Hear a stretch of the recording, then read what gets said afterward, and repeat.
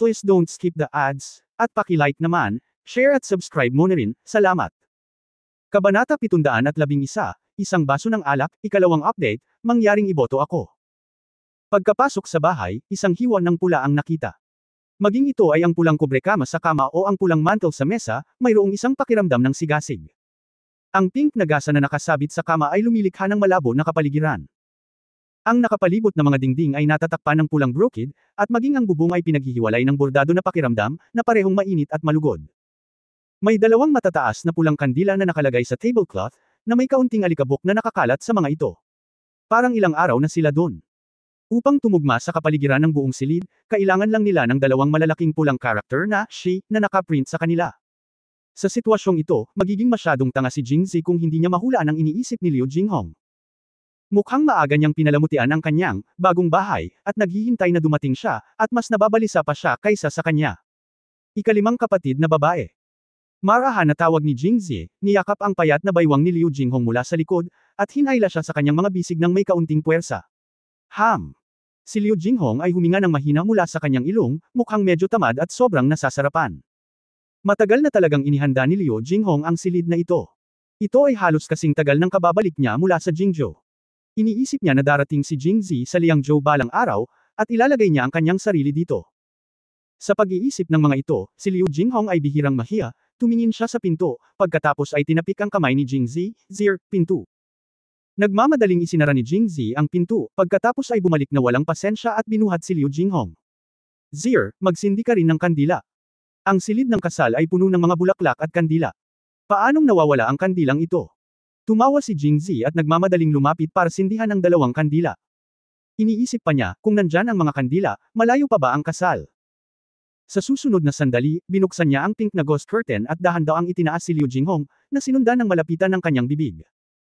Nang hahawakan na sana niya ang pink na labi ni Liu Jinghong, hinuranggan niya ito ng kanyang kamay nang nakangiti. Tingnan mo kung gaano ka kabalisa. Mag-usap muna tayo. Napakunot ng noo si Jingzi, mukhang hindi nagmamadali si Fifth Sister, kung hindi, paano mo may hahanda ang bahay na ito? Pagkasabi nito, pinigilan ni Jingzi ang paggalaw ng kanyang mga kamay. Sobrang tagal na nating hindi nagkita, at kung hindi man lang tayo nakapagsalita, medyo hindi makatwiran ang pagsalubong ng kulog at apoy. Nasunod lang niya ang ayos ni Liu Jinghong. Kinuha niya ang kamay niya at bumaba sa kama, lumapit sa mesa at umupo. Kailangan kong sabihin na si Liu Jinghong ay naglagay ng maraming pag-iisip sa silid na ito.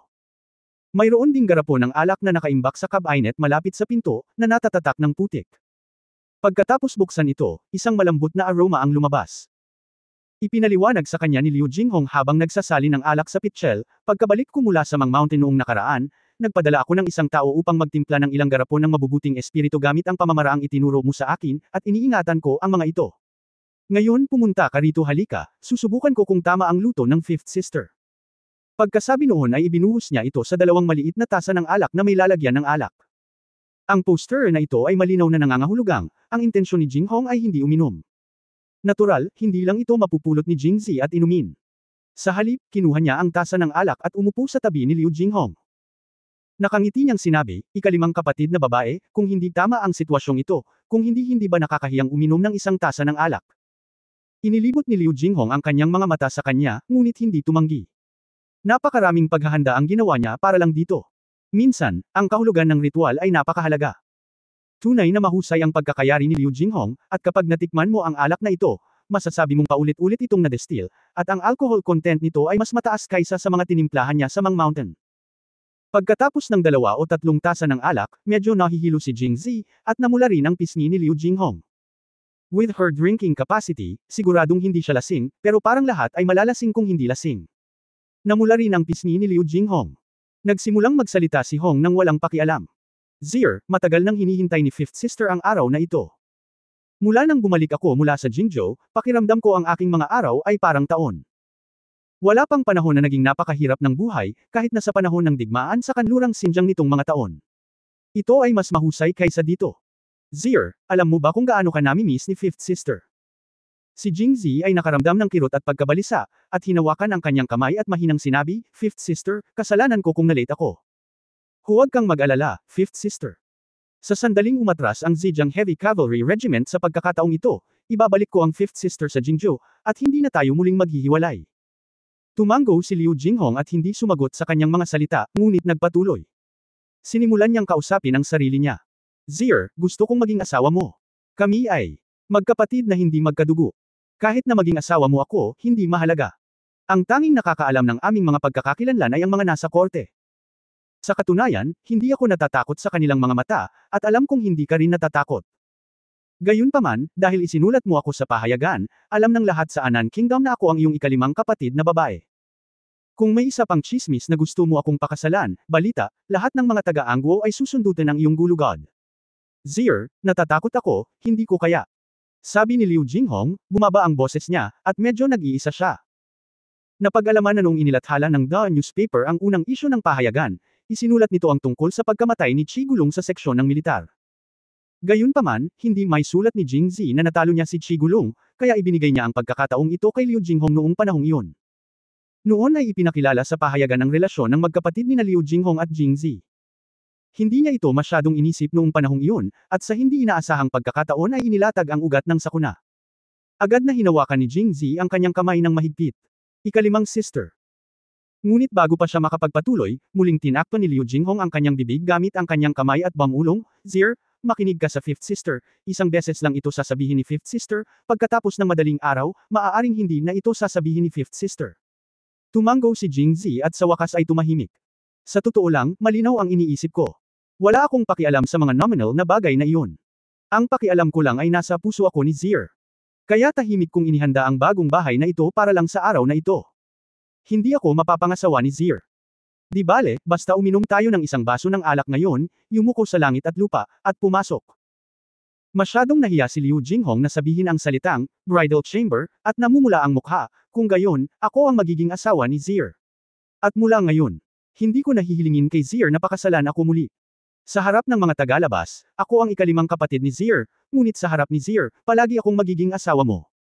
Tumingin si Liu Jinghong kay Jing Zi ng may maningning na mga mata, tulad ng ginawa niya sa loob ng maraming taon. Ang maliit na batang babae na nakahawak sa kanyang kamay at naglalakad na magkatabi sa kanya sa paglubog ng araw ay bahagyang nagmulat ng kanyang mga mata at naging kasing liwanag ng mga bituin. Ngunit medyo hindi pa rin komportable si Jing Zi nang marinig niya ito. Paanong hindi niya ito bibigyan ng seremonya para sa babaeng nagustuhan niya? Marahil sa paghula ng kanyang iniisip, ngumiti si Liu Jinghong at umiling at sinabing, bagaman hindi ako ikinasal ni Zier Ming Matchmaker, ako ang unang babae ni Zier. Kahit magpakasal si Ming Matchmaker sa iba, kailangan nilang tawagan ako pagkatapos nilang ikasal. Ate. Chapter 712, ang mentality ng doktor, first update, please vote for me. Sa pagtatapos ng kwento, si Liu Jinghong ay nasa mataas na espiritu. Lihim kong ipinagmamalaki na mas mabilis pa ako ng isang hakbang. Ang pangalawang kapatid na babae, si Zhu Xining, ay may iniisip tungkol kay Jing Zi. Nakita niya ito bago umalis sa Jingzhou, pero ano? Kapag talagang nilinang niya si Jing Zi, kakailanganin niyang tawagin ang kanyang sarili na, panganay na kapatid. Kung ang iba pang tatlong kapatid na babae bukod sa kanya ay mayroon ding ganoong pag-iisip tungkol kay Zier, pasensya na, tawagin natin silang ate. Ito ay totoo para sa lahat ng apat na kapatid na babae, pabayaan ang dalawang nakababatang kapatid na babae. Sa pag-iisip nito, si Liu Jinghong ay namula. Ako ang ikalimang anak sa loob ng napakaraming taon, at sa wakas ay nagkaroon ako ng pagkakataon na subukan kung ano ang pakiramdam ng pagiging boss. Well, kung mayroon silang mga ideya para sa iyo, tiyak na nasa likod ko sila, kaya kailangan nila akong tawaging kapatid na babae. Hehe, noong bata pa ako pagkatapos ng mahabang pakikipag-away, hindi na kailangang makipag-away ngayon. Kung ayaw mong tumawag sa akin, huwag mo akong tawagan na kapatid na babae. Pagkatapos sabihin iyon, tuwang-tuwa na tumayo si Liu Jinghong, minsan pabalik-balik sa kwarto, minsan nasa balakang ang mga kamay. Napakasimple ng ideya ni Liu Jinghong. Wala siyang pag-asa na mapapangasawa siya ng matchmaker. Hindi naman sa ayaw niya, pero alam niyang nakakatakot ang mga salita ng mga tao. Wala siyang magawa, ngunit masyadong masama ang epekto sa reputasyon ni Jing Zi. Kaya para kay Jing Zi, pinili niyang maging babae sa likod niya. Gayunpaman, ang tanging bagay na nakapagpasaya sa kanya ay na siya ang kanyang unang babae, at ang pag-iisip tungkol dito ay nagpaginhawa sa kanyang pakiramdam. Ang pangunawa ni Liu Jinghong kay Jing Zi ay mahigit 2 buwan pa rin ang nakalipas. Noong panahong iyon, junior brother pa si Jing Zi syempre, naramdaman ni Liu Jinghong na siya, pagkatapos ng lahat, hindi siya nagtanong tungkol sa kinaroroonan ng may-ari ng hardin. At bago siya umalis, sinabihan niya si Zhu Xining na bantayang mabuti si Jing Zi. Napakalinaw niya tungkol sa kanyang pangalawang kapatid na babae, na malayo sa mga estranghero. Sa kanyang paligid, pakiramdam niya ay walang babaeng maglalakas loob na pumunta doon ng padalos-dalos. Umasa dito si Jingzi. Para kay Zhou Xining mismo, paano siya magkakaroon ng lakas ng loob na gawin iyon ng palihim kasama si Jingzi sa kanyang likuran? Sa makatuwid, itinuring ni Liu Jinghong ang kanyang sarili bilang ang pinakamahusay na pagpipilian upang maging unang tao, kaya sinabi niya ang mga salitang iyon. Habang si Liu Jinghong ay lasing, si Jingzi ay natigilan. Kinailangan niyang mamatay. Noong nasa Jingzhou pa si Liu Jinghong, tahimik niyang nawala ang kanyang virginity, kaya kahit paano mo ito kalkulahin, hindi siya ang magiging panganay. Sa oras na iyon, maaari lamang siyang ituring na pangalawang panganay na anak. Ngunit ngayon mahigit 2 buwan na ang lumipas, hindi lang siya ang panganay, hindi niya kayang gawin ang pangalawa, at maging ang ikatlo, ika-4, at ika-5 ay walang lugar para sa kanya. Kung kalkulahin ng oras, ang panganay ay ang may-ari ng hardin na si Wang Yingqiu, at ang pangalawa ay ang pangalawang kapatid na si Zhou Xining. Nang makita ni Zhou Xining na magkasama sila ni Wang Yingqiu, malaking bahagi ng dahilan kung bakit nagalit si Zhou Xining ay naging pangalawa siya. Ito ay ang bruhang si Qiu Chenchen, ang pang-4 na anak ay ang pavilion master na si Mu Qingren, ang ika-5 anak ay ang kanyang ikatlong kapatid na babae na si Shanggu Qingqiu, at ang ika-6 na anak ay si Liu Jinghong. Hindi lang siya naging amo, ngunit sa huli ay hindi na rin niya mapanatili ang kanyang ika-5 anak, at kinailangan niyang tumira para sa ika-6 na anak. Siyempre, hindi siya ang pinakamasama. Pagkatapos ng lahat, siya ay bumaba lamang ng isang lugar, habang si Qingqiu ay bumaba mula sa ika-3 hanggang ika-5, na mas masahol kaysa sa kanya. Nang makitang natigilan si Jingzi, namula si Liu Jinghong at inabot siya upang marahan siyang sandutan, pagkatapos ay kinagat ang kanyang labi at nahihiyang sinabi, "Tingnan mo, kailangan mo bang maging masaya?" Pagkatapos magsindi ng kandila, sinabi rin niya ang kanyang pag-amin. Pagkatapos nito, ang susunod na hakbang ay isakripisyo ang sarili sa silid ng kasal. Bagamat handa siya sa pag-iisip, si Liu Jinghong ay sobrang nahihiya at kinakabahan. Batay sa kanyang pag-unawa, dapat alam din ni Jingzi kung ano ang susunod na mangyayari. Ang matamlay niyang reaksyon sa mga oras na ito ay dahil sa sobrang excitement. Masaya ba ako? Ha, may nakasulat sa mukha ko. Tingin mo tanga ako. Sa tingin mo hindi ko nakikita. Binigyan ni Liu Jinghong si Jingzi ng isang kaakit-akit na tingin. Napaka-obvious ba? Hinawakan ni Jingzi ang kanyang mukha, iniisip kung kailan siya nagpakita ng kaligayahan. Wala siyang lakas ng loob na pasayahin siya. Iniisip niya kung ano ang sasabihin kay Liu Jinghong. Kung tungkol sa hindi pagsasabi o pagsisinungaling, hindi siya maglalakas loob na magsabi ng totoo pagkatapos na mapababa si Liu Jinghong. Siyempre halata naman. Lumapit si Liu Jinghong kay Jingzi, tinitigan siya sa mga mata, at seryosong sinabi, "Zir, ang ika-5 kapatid na babae ay napakaraming sinabi, bakit hindi ka magsabi ng ilang salita din?" Hanggat gumawa si Jingzi ng isang huling pahayag, magagawa ni Liu Jinghong na isuko ang kanyang sarili ng kusa. Sa hindi inaasahan, sa oras na ito, si Jingzi ay may problema sa kanyang mukha. Iniwasan niya ang mga mata ni Liu Jinghong at hindi naglakas loob na tumingin sa kanya.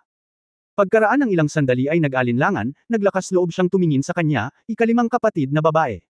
Sa tingin ko ay may nangyayari dito. Mukhang mali ang akala ko. Mali ang akala ko.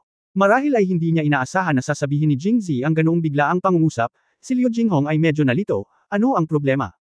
Ito, tungkol sa pagtawag sa ika-5 kapatid na babae na panganay na kapatid, sa totoo lang. Kaya nga, Zir, huwag kang mahiya. Nang marinig ito, ikanaway ni Liu Jinghong ang kanyang kamay at nakangiting sinabi bago matapos magsalita si Jingzi, "Nag-aalala ka ba kung tawagin ako ng ibang mga kapatid na babae? Ate, hindi ba sila masaya?" Namula ang mukha ni Liu Jinghong at ikinulong niya ang kanyang mga labi at sinabing, "Huwag kang mag-alala. Binigay ko sa kanila ang lahat ng pagkakataong magpakasal, at hindi ko sila pipigilan, kaya bakit sila malungkot? Kung hindi ka masaya, mag-ingat ka na hindi ko sila papapasukin." Kinurot ni Liu Jinghong ang kanyang baywang at ngayon ay tinuturing ang kanyang sarili bilang isang malaking ginang, na para bang hanggat siya, ang amo, ay hindi pumayag, walang ibang babae ang makapasok sa pamilya Jing. Ika-5 kapatid, hindi ito. Saglit na nag-alinlangan si Jingzi, ngunit sa wakas ay nagpasya na ang panandaliang sakit ay mas mabuti kaysa sa pangmatagalang sakit. Mabilis niyang pinutol ang buhol at sinabi sa malalim na boses, "Hindi kaya ng ika-5 kapatid na babae. Hindi maaaring maging panganay na kapatid na babae. Hindi ba pwedeng ikaw ang panganay na kapatid na babae?" Saglit na natigilan si Liu Jinghong, at hindi na nag-isip ng kahit ano pa. Pagkatapos ay tumawa siya at sinabing, "Huwag kang mag-alala, Zir, hindi mo pa rin naiintindihan ang mga babae. Hanggat ako ang unang babae mo, hanggat gusto nilang maging babae mo, dapat makinig sila sa akin. Fifth sister, hindi ito problema ng pangunawa ko sa mga babae, pero problema ng fifth sister na hindi alam ang aktwal na sitwasyon. 3 buwan, napakatagal na panahon. Sa katunayan, maraming nangyari sa gitna na hindi alam ni fifth sister. This time, parang may na-realize siya. Hindi nagpatuloy sa pagsasalita si Liu Jinghong at mataman itong tiningnan. Hawakan si Jingzi at hintayin ang susunod na kabanata. Ikalimang kapatid, sinabi ko na sa iyo noon na naging pinuno ako ng alyansa ng martial arts, at ang aking kaharian ay umabot sa gitnang antas ng ika-6 na antas. Bagamat narinig na niya ang tungkol dito, nabigla si Liu Jinghong nang marinig muli ang mga pagbabagong ito kay Jingzi, at madalas siyang tumango. Noong ang ikalimang kapatid na babae ay nasa Jingzhou, alam din niya na ang dahilan kung bakit ako nagkaroon ng panloob na lakas ay dahil sa pag-inom ng jujube pills. Ngunit ang hindi alam ng ikalimang kapatid na babae ay ang jujube pills ay hindi pangkaraniwan. Kung gusto kong gamitin ang kanilang mga epektong panggamot, kailangan ko pa rin itong inumin. Nangangailangan ito ng ilang pagpapakilala. Ang mas mabilis na pag-inom ay walang pagkakaiba kung wala ang pagpapakilala. Ang jujube pill at hindi ito iniinom. Ano itong pagpapakilala? Babae.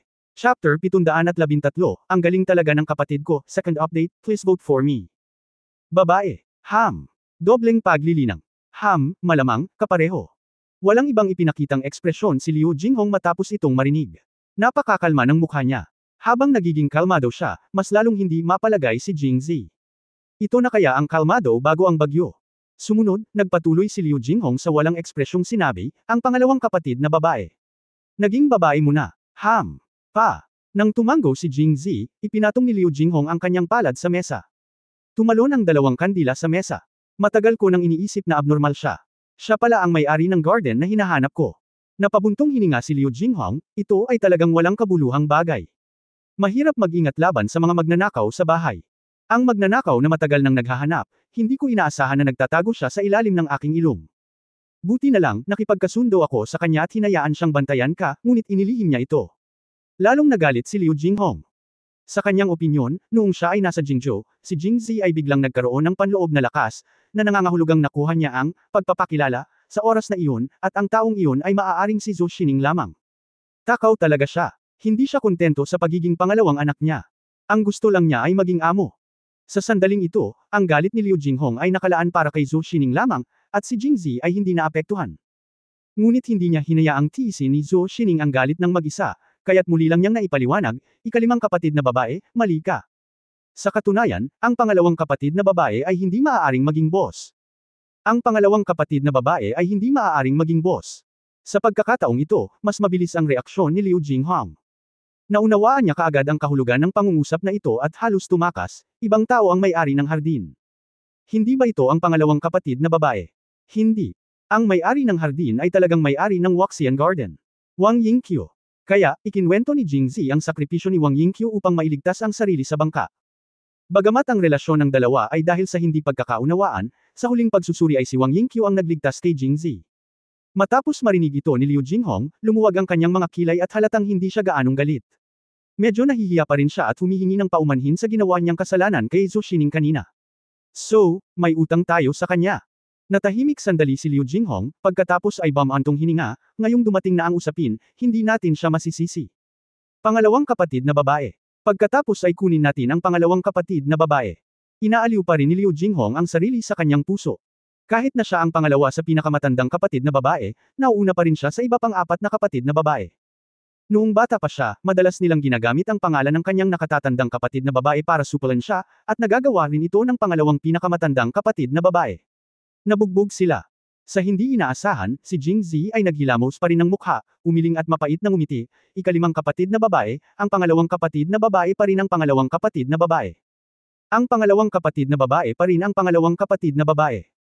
Lahat ng sinabi ni Jingzi ay malabo, ngunit hindi ito nakaapekto sa pagtanggap ni Liu Jinghong. Muli, galit na sinabi niya, mukhang hindi ako nag-akusa sa kanya ng mali. Ginawa niya ito pagkatapos ng lahat. Damn it! Nang makita ang galit na tingin ni Liu Jinghong, naramdaman ni Jingzi na hindi niya ito masasabi ng isa-isa, kung hindi ay unti-unting maiipon ang galit ni Liu Jinghong. Mula sa taas, mahihirapang bumaba. Ikinwento lang niya ang buong kwento, ikalimang kapatid na babae, makinig ka sa akin, ang pangalawang kapatid na babae ay talagang pangalawang kapatid na babae. Ang dahilan kung bakit tayo nagkakaganito ay dahil. Pagkatapos ay sinabi niya kay Zhou Xining kung paano lampasan ang huling hakbang sa emosyonal na paraan. Palabas. Pagkatapos magsalita, hindi na binigyan ni Liu Jinghong ng oras si Liu Jinghong na mag-react, at nagpatuloy, bukod pa sa may-ari ng hardin at sa pangalawang kapatid na babae, mayroon talagang iba. May iba pa ba? Sa wakas ay hindi napigilan ni Liu Jinghong na sumingit. Oo, at pagkatapos ay mayroong Qiu Chen mula sa Tungtian Tower. Noong panahong iyon, mayroon akong mentalidad na magligtas ng mga tao. Naroon din ang Pavilion Master na si Mu Qingren ng Waxian Pavilion. Sa pagitan natin, Well, ang Pavilion Master ay may mentalidad na magligtas ng mga tao. Ang aking mentalidad, tayo lang. Pagkatapos ng Pavilion Master, nandoon ang pangatlong kapatid na babae. Napakadrama rin ng pagkikita namin ng ikatlong kapatid na babae, at nagsimula ito noong pumunta ako sa Jingzhou pagkatapos ng paghihiwalay sa ikalimang kapatid na babae. Nang isa-isang ikwento ni Jingzi ang lahat ng mga bagay, sa iba pang apat na babae, natulala si Liu Jinghong at napahiga sa upuan. Tapos na. Well, tapos na. Wala na. Well, tapos na. Hayaan mo akong magmath. Iniunat ni Liu Jinghong ang kanyang daliri at seryosong nagsabi, si Wang Yingqiu ang una, ang pangalawang kapatid na babae pa rin ang una. Ang pangalawang anak, si Qiu Chenchen ang pangatlong anak, si Mu Qingren ang pang-apat na anak, at ang pangatlong kapatid na babae ay naging ikalimang anak. Hindi man lang ako mairaranggo bilang ikalimang anak, ngunit maaari lamang iranggo bilang ika-anim na anak. Oo. Medyo nag-alala si Jingzi, lalo na nang makita niya si Liu Jinghong na lumingon at lumingalinga, at mabilis na nagtanong, ikalimang kapatid, ano ang hinahanap mo? Hoy, kung alam ko lang sana dinala na kita sa kwarto ko. Tumingin si Jingzi sa paligid. Nalaman agad ni Zi ang kanyang hinahanap. Ang silid ni Liu Jinghong ay puno ng mga espada. Ikalimang kapatid na babae, huwag masyadong impulsive. Nang makitang naghahanap pa rin si Liu Jinghong, mabilis na humakbang pasulong si Jingzi at hinawakan ang kanyang kamay, hindi ba sinabi ko sa iyo na napakaraming bagay ang nangyayari ng may dahilan? At dahil nangyari na, fifth sister walang kwenta ang magalit, tama ba? Dahil hindi ka maaaring magbago, bakit hindi mo matanggap ng masaya? Naisip ni Jingzi na siya ay nakakatawa at kumurap, ngunit tinitigan siya ni Liu Jinghong ng masama at inalis ang kanyang braso.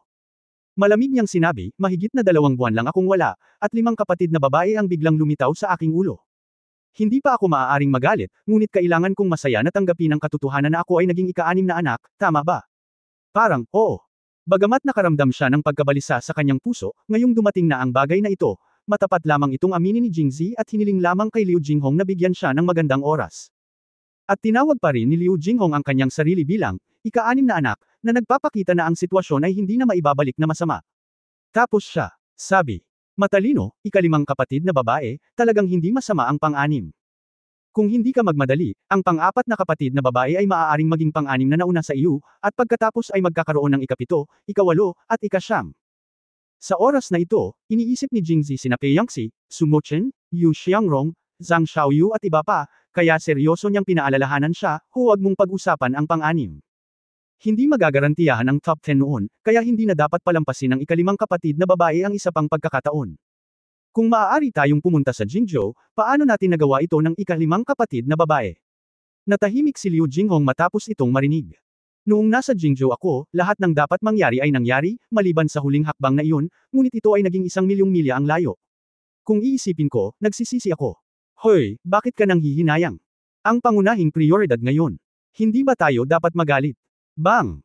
Kaya, muling hinampas ni Liu Jinghong ang mesa, at pagkatapos ay sinabi na may galit na mukha, okay, dapat ba kitang purihin sa pag-iisip tungkol sa akin, o dapat ba akong purihin sa pagkakaroon mo ng isang magaling na nakababatang kapatid na lalaki? Gaano katagal na? Nakahanap ka na ng 5 bagong kapatid na babae para sa akin.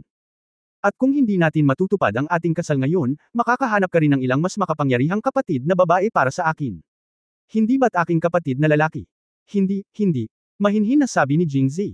Ikanaway niya ang kanyang kamay, huwag na nating pag-usapan kung magaling ba siya o hindi. Ang pagiging may kakayahan ay talagang napakahusay. Kabanata 714 na Fifth Sister, narito na. Unang update, humihingi ng buwan ng tiket. Galit na galit si Liu Jinghong sa kawalang hiyaan ni Jingzi. Nang sumunod na sandali, itinuro niya ang pinto at malamig na sinabi, umalis ka rito. Ang galit na si Liu Jinghong ay mas madaling tanggapin ni Jingzi kaysa sa kalmadong si Liu Jinghong. Anyway, makapal ang balat niya at siguradong hindi lalabas. Fifth sister, matagal ka nang naghahanda at hindi mo kayang bitawan ako. Hindi ko kaya. Tama. Bago tumawa si Jingzi, walang ekspresyong sinabi ni Liu Jinghong, hindi ko na kaya. Umalis ka na, pero may puso akong palayain ka. Nabulunan si Jingzi at patuloy na tumawa, ika-5 kapatid, ayaw mo bang sumama sa akin sa silid ng kasal? Ayoko. Sabi pa ni Liu Jinghong. Poker face. Kung hindi mo magawa ito ng mahina, pagkatapos ay maging mahirap. Ayon sa mayamang karanasan ni Jingzi, walang babae ang makakalaban sa kanyang mahirap na operasyon. Pagkatapos ay naging malamig ang kanyang mukha at mas lumalim ang kanyang boses. Ikinalulungkot ko ang ika-5 kapatid na babae. Nakipagtalik ako sa kanilang lahat bago ang ika-5 kapatid na babae kahit na may ilang mga kadahilanan na kailangang mangyari, ngunit ang mga resulta ay nangyari, ito ay aking kasalanan. Si Jingzi ay mukhang malungkot, dahil ayaw ng ika-5 kapatid na babae sa pila, kung sila ang nasa likuran ko, kung gayon hindi ko na sila guguluhin pa. Mula ngayon, magsasanay na lang ako kasama ang ikalimang kapatid na babae, at ang ikalimang kapatid na babae ay ang tanging babae ko. Ang iyong kaharian ay tumitigil, kung ihahambing sa pagpapasaya sa fifth sister, ano ang martial arts? Sinabi ni Jing Zi nang may dignidad, ngunit nakasimangot si Liu Jinghong. Upang tanggapin ni Liu Jinghong ang katotohanan na mayroon na siyang 5 babae, sinadya ni Jing Zi sa pagpapakilala na ang layunin ng pagpapakasal sa kanila ay upang mapabuti ang kanyang kaharian. Kung hindi, paano siya mapopromote sa gitnang antas ng ika-6 na antas at manalo bilang pinuno ng martial arts sa maikling panahon? At halatang naniniwala si Liu Jinghong sa katotohanan ito.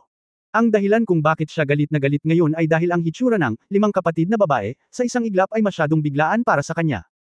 Hindi niya talaga naisip na hayaan si Jing Zi na sumuko sa kanila dahil sa kanya.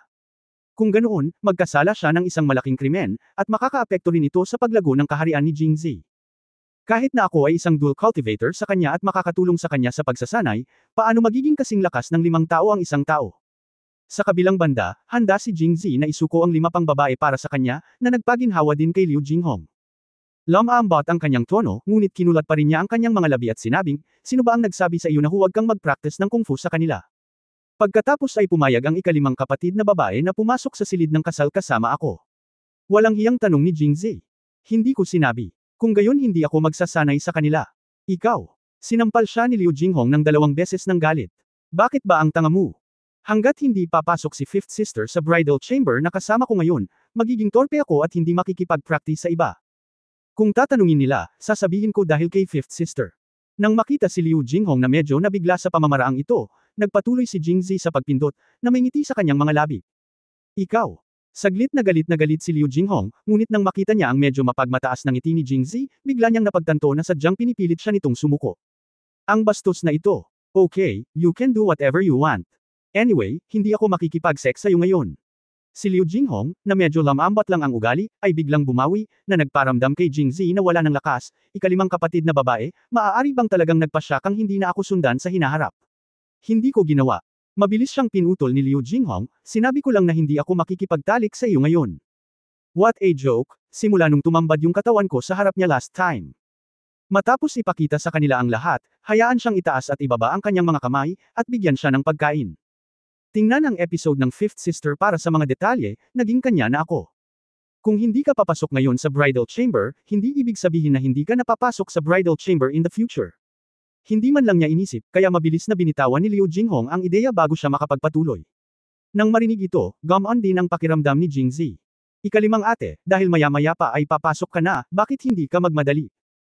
Pagkatapos sabihin iyon, humakbang muli si Jing Zi, inakbayan si Liu Jinghong, at nakangiting sinabi, kung hindi magmadali ang ikalimang kapatid na babae, talagang makakasama niya si Liu Jinghong sa hinaharap. Hindi mo na kailangang gawin ito. Kung gayon, huwag gawin ito. Kinagat ni Liu Jinghong ang kanyang mga ngipin at ikinuyom ang kanyang mga kamao, malamig na sinabi, kung hindi mo maaaring maging boss, ano ang pagkakaiba ng ika-6, ika-7, ika-8, o ika-10? Pagkatapos sabihin iyon, itinulak ni Liu Jinghong ang kamay ni Jing Zi at seryosong sinabi, at napagpasyahan ko na dahil hindi ako ang mauna, ako na ang huli. Baka galit pa si Liu Jinghong ngayon. Ang dahilan, o di kaya'y laging ganito ang ideya niya, she always wants to be the most special one. Ngunit si Jing Zi ay masyadong miserable. Ang huli. Anong taon at buwan ito? Konserbatibong tinatayang pagkatapos ng Qingqiu, magkakaroon ng Sumo Chen, Yu Xiangrong, Zhang Xiaoyu at Pei Yangxi, hindi pa banggitin ang kanyang panganay na kapatid na si Lu Li na may mga ilusyon pa rin, o maaaring may iba pa sa hinaharap. Ay Rango sa tabi ni Liu Jinghong. Oras, at anong taon at buwan? Pagkatapos mag-isip tungkol dito, ngumiti siya at sinabing, hindi ba gusto lang ni fifth sister na maging number 1? Sa totoo lang, number 1 na si fifth sister. Anong number 1? Si Liu Jinghong ay mukhang kainahinala. Siya at si Jing Zi ay nasa likuran lamang. Ang huling layer ng window paper ay hindi pa nabuksan, ngunit dahil lamang sa hindi ito nabuksan, hindi ito ang una. Hehe. Tumawa ng masama si Jing Zi, nakalimutan ba ni fifth sister na tinulungan mo akong kumain sa kama noong gabing iyon bago tayo umalis sa Jingzhou? Kung pag-uusapan natin ito, si fifth sister ang unang tao. Nang banggitin niya ito, naisip muli ni Liu Jinghong ang eksena kung saan handa siyang kumain. Para maging komportable siya. Lalo na sa huli, nilunok niya talaga ang bawat huling patak. Sa pag-iisip ngayon, namumula siya at lihim na naisip sa sarili na buob. Ako, ang una. Hindi lamang ang una, kundi pati na rin ang isa.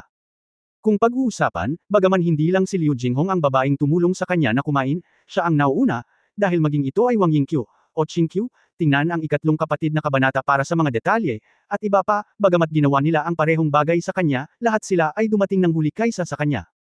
Upang patahimikin si Liu Jinghong, nadama ni Jingzi na walang masama sa pagbibigay ng kaunting kabaitan tulad nito.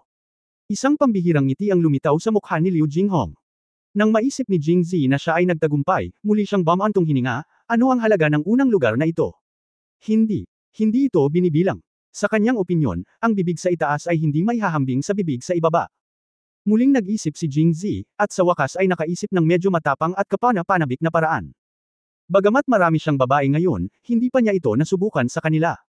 Kung talagang magagamit ito ni Liu Jinghong sa kanya, ito talaga ang unang beses na sinubukan niya ito sa kanila. Isang tao. Ikalimang kapatid na babae, mayroon ako. Ano? Kaya humiga si Jingzi sa tabi ng tenga ni Liu Jinghong at bumulong. Nagbago ang mukha ni Liu Jinghong matapos marinig ito, at sa wakas ay tinakbo niya ang kanyang puwitan gamit ang dalawang kamay at sinipa si Jingzi ng malakas. Magwala. Chapter 715, Makatiba. Ikalawang update, mangyaring iboto ako. Sa huli ay hindi tinanggap ni Liu Jinghong ang panukala ni Jingzi. Ito ay normal. Pagkatapos ng lahat, kahit sa panahon ni Jingzi, hindi lahat ng babae ay maaaring tanggapin ang mga medyo bagong bagay tulad ng, ang mga bulaklak sa likod bahay ay kumakanta pa rin sa kabila ng ilog, pabayaan si Liu Jinghong. Makikita sa reaksyon niya kung gaano siya nabigla nang marinig niya ito. Tila ang ganitong uri ng bagay ay hindi maaaring minamadali, ngunit dapat harapin ng dahan-dahan. Nabanggit ko ito ngayon, kahit papaano ay ihanda muna si Liu Jinghong sa pag-iisip, para mas madali itong patakbuhin mamaya. Sa pag-iisip nito, masayang bumalik si Jingzi sa silid.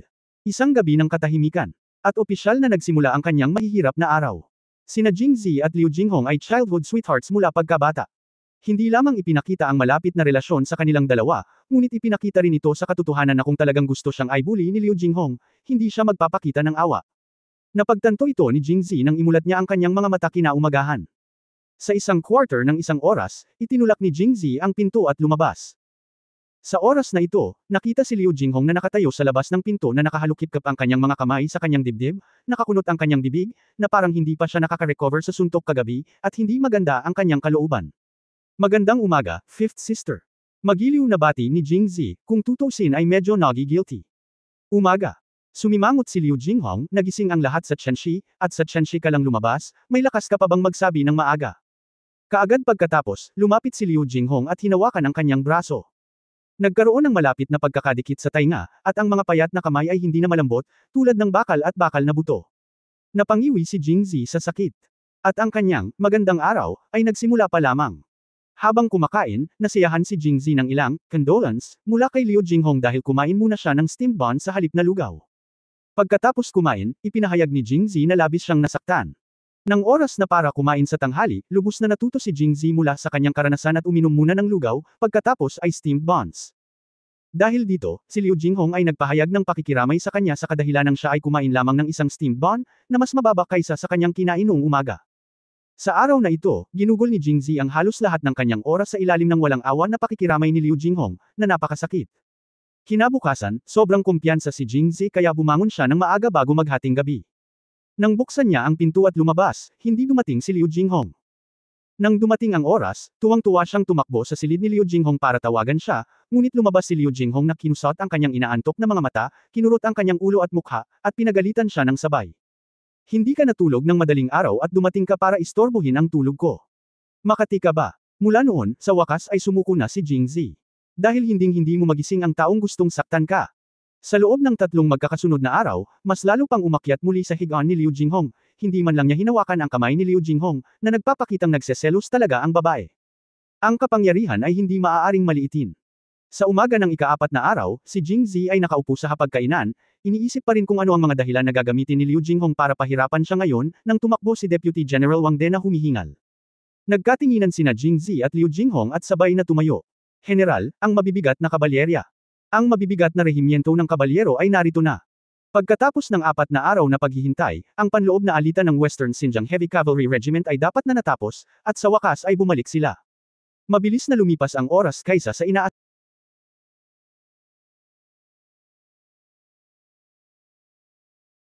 inaasahan ni Jingzi. Okay, magaling. 2 beses na pinalakpakan ni Jingzi ang kanyang mga kamay, medyo nasa sabik. Binuka ni Wang De ang kanyang bibig, tumingin kay Jingzi ng walang laman, at pagkatapos ay ipinaalala sa kanya, President Jing. Sa pagkakataong ito ay dumating ang 10,000 mabigat na regiment ng kabalyero. Ang buong Zhejiang Heavy Cavalry Regiment ay dumating. Bagamat sa mga araw na ito ay nakilahok din si Wang De sa paggawa at paglilibing ng mga higanteng granada, ngunit hindi niya alam ang paggamit ng napakaraming banga ng alak na nakabaon sa ilalim ng lupa, at hindi niya akalain na ang mga garapon ng alak na ito ay magdudulot ng malaking pinsala sa mabigat na regiment ng kabalyerya. Dahil sa kanyang cognitive world, ito ay imposible. Kaya't naramdaman niya na ang kasalukuyang pananabik ni Jingzi ay masyadong hindi kapanipaniwala, kaya mabilis siyang binuhusan ng malamig na tubig. Sa hindi inaasahang pagkakataon, sa halip na lumamig, mas naging mainit si Jingzi. Okay, maganda kung nandito ang lahat. He said and clapped his hands again, mukhang naiinip na. Madali din itong intindihin. 3 araw na ang nakararaan, naghanda si Jingzi para tapusin ang kasal nila ni Liu Jinghong. Nang mabaigo ang katuparan, nakaramdam siya ng galit. Sa sumunod na 3 araw, araw-araw siyang binubuli ni Liu Jinghong, na lalong nagpagalit sa kanya. Ito ay napakalaki na hindi ako nagkaroon ng pagkakataong magbulalas. Ngayong narito na ang Heavy Cavalry Regiment, natural na hindi niya palalampasan ang magandang pagkakataong ito para magbulalas. Inilibot ni Liu Jinghong ang kanyang mga mata sa kanya at nagtanong, handa ka na ba sa labas ng tarangkahan ng lungsod? Natuklasan ka na ba nila? Umiling si Wang De at sinabing, huwag kang mag-alala, General, sinusunod namin ang mga utos ni Pangulong Jing nitong mga araw na ito. Sa araw ay naghukay kami ng butas sa labas ng lungsod upang ilibing ito sa gabi. Nang dumating ang mabibigat na regiment ng kabalyero, matagal na namin itong inililibing, at hindi man lang nila napansin na nakatayo ang lahat ng nangungunang tropa nila. Tumango si Liu Jinghong. Okay, tara at tingnan natin. Sa loob ng gate ng lungsod, lahat ng Jinghong Iron Cavalry at ang mga disipulo ng sekta ay nagtipon-tipon dito, na may hawak na sandata sa kamay, na para bang kaharap nila ang isang mabigat na kaaway. Lumapit si Jingzi kay Liu Jinghong, yumuko at bamulong ng ilang salita sa kanyang tainga. Sunod, tinawag ni Liu Jinghong ang lahat ng kabalyerya ng Jinghong pababa sa pader ng lungsod at hiniling sa kanila na umatras ng 50 metro patungo sa pader ng lungsod. Naghihintay sa labas, ang mga lansangan ay desyerto at walang laman. Si Jingzi ay sumunod sa parehong halimbawa, tinipon ang lahat ng kanyang mga disipulo, at umatras kasama ang Jinghong Iron Cavalry. Sa loob ng pader ng lungsod, si Liu Jinghong at Jingzi lamang ang naiwan. Sa opinyon ni Jingzi, magkakaroon ng matinding labanan mamaya. Sa oras na iyon, ang rocket rain mula sa Western Xinjiang Heavy Cavalry Regiment ay maaaring magpaputok ng walang prinsipyo. Ang mas maraming tao sa pader, mas marami ang nasawi. Mas mabuting ilikas silang lahat ng maaga. At kapag nagpasabog siya ng granada, hindi niya kailangan ng napakaraming tao. Matapos ang pagsasaayos, sabay na naglakad sina Liu Jinghong at Jingzi patungo sa pader ng lungsod. Pagdating ko sa pader ng lungsod at nakita ko ang eksena sa harap ko, bagaman handa ako sa pag-iisip, nakaramdam pa rin ako ng labis na pagkagulat. Sa malawak na damuhan sa kanluran ng pader ng lungsod, mayroong isang malawak na kalawakan ng itim na baluti, mga yaks na konektado sa mga yaks, at mga kabalyerya na konektado sa mga kabalyerya, na umaabot sa mahabang distansya mula sa labas ng pintuang daan ng lungsod sa kanluran. Ang 1/5 bahagi ng lugar sa harap ng buong hanay ay matatagpuan sa lupain kung saan nagpadala si Jingzi ng mga tao upang magtanim ng mga higanteng granada. Ito ay natatakpan ng manipis na patong ng pawid at hindi nakakaakit ng pansin. Sa harap ng hanay, na nakahanay, ay 10,000 general. Nakatayo sa gitna at harap ang matandang kakilala ni Jingzi na si Chalmo, na ganap na nasa loob ng explosion coverage area. Kumpara noong mga nakaraang araw, bahagyang nagbago ang hitsura ni Charmo. Ang kanyang ilong at mukha ay bagbog at namamaga, na parabang binugbog, at napakabigat ng suntok. Hari Charmo, ilang araw na kitang hindi nakikita, pero mas matikas ka pa kaysa dati. Bakit hindi ka bumalik sa Kaidan para umakyat sa trono at bumalik sa Liangzhou? Tumayo si Jingzi sa pader ng lungsod at nakangiting sinabi. Kabanata 716 na Kabanata 720 ang kulog mula sa langit ay tumama sa lupa, unang update, mangyaring iboto ako. Shut up, labor at management.